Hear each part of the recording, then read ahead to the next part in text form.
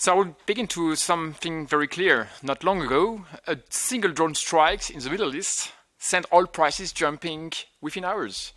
So one incident, thousands of kilometers away, and suddenly Europe's energy bill changed. It's a powerful reminder that in 2026, our energy security is still shaped by geopolitical risks far beyond our borders. France knows this story very well. Our nuclear fleet was built in the 70s as a direct response to the first oil shock. And this new crisis shows how relevant that choice remains. For 2027, forward prices remain around 55 euros per megawatt hour, largely insulated from the term oil. So nuclear continues to protect French consumers more than 40 years after the build of our nuclear fleet. Across Europe, the numbers speak for themselves. In 2023, the EU imported around 58% of all energy it consumed, mostly oil and gas. Reducing our dependence on fossil fuels is therefore not only essential to meeting our climate target, it's also vital for our security and supply and for the resilience of our economy. This is the context in which more and more member states are turning or returning to nuclear energy. We saw this clearly at the Nuclear Summit in Paris last February. And the Commission's nuclear legislative program, the PINC, confirms the trend. Nuclear capacity in the EU is expected to grow from 98 gigawatts in 2025 to around 109 gigawatts by 2050. And the same report estimates that 241 billion euros will be needed by 2050 to extend existing reactors and to further build new large-scale units. Setting a credible financing framework for this investment is a massive challenge, and the reasons for that are well known.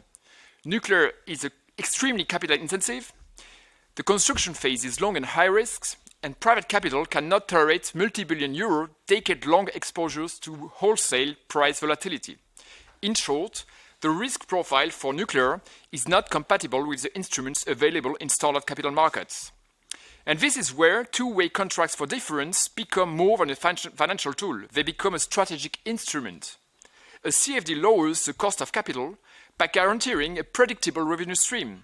And this is precisely why the European Council included 2 years ago nuclear in the electricity market design reform, allowing two-way CfD to support new nuclear investment. And as a matter of fact, two-way CfDs are becoming a favored tool across Europe, and rightly so. But we must also be clear about three limitations. First, a CfD is necessary but not sufficient. It guarantees a strike price only once the plant is operating. One nuclear project must secure financing 10 to 50 years earlier for the construction phase. A CfD stabilizes revenues, but it does not finance a reactor. To be genuinely bankable, nuclear projects need a full package, state-backed loans, guarantees, or a RAB-type model to manage construction risks and reduce the cost of capital. Second, a two-way CfD places a financial burden to future consumers who will pay for the reactor they use. Yet today's consumers, who benefit from the low-cost amortized nuclear plants, contribute very little because the revenues of the existing fleet are largely insufficient to fund its replacement. This intergenerational imbalance must also openly be addressed. Third, if all future low-carbon capacities are financed through two-way CfDs, nuclear and renewables, we must also confront a fundamental question. What is the purpose of maintaining an electricity market based on marginal pricing when most generation revenues are no longer exported to that price? This is not a theoretical question. It goes to the heart of the long-term design of the European electricity market. Having said this, France, like many other member states, has also decided to rely on a two-way CfD for the financing of its new nuclear program. This program aims to build 6 EPR2 reactors, representing a construction phase investment of more than 100 billion euros in current prices over the period 2027 to 2043. France's model rests on 3 pillars: a subsidized loan covering at least 60% of construction cost, a 40-year two-way CfD, and a risk-sharing mechanism allocating program risk between EDF and the state. Last November, we notified the state aid model to the Commission, and I want to underline that assessing a nuclear state aid scheme present quite new difficulties compared to renewables. Indeed, it requires making strong assumptions about the electricity market 10 to 40 years from now, at a time when uncertainties beyond 2040 are considerable. Future electricity mixes, pace of electrification, reinforcement of grids, evolution of interconnections, all these uncertainties make the dialogue with the Commission both essential and complex.